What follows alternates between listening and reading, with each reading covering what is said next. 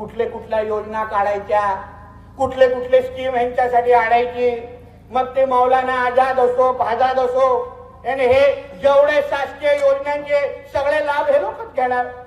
आता जरा विचारात ते मुख्यमंत्री लाडली बहीण योजनेची यादी जरा तुमच्या समोर दाखवतो, कलेक्टरांना सांगतो जरा दाखवा.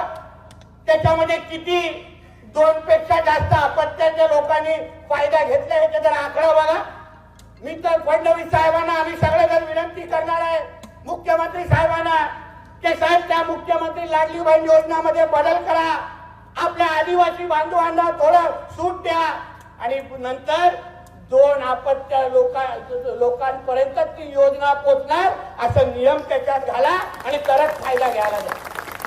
नाहीतर हे नालायक आमच्यामध्ये राहणार, आमच्या सगळ्या योजनांचा फायदा घेणार, सरकारचे सगळे लाभ उचलणार आणि मतदानाच्या दिवशी हमको इस्लाम चाहिए.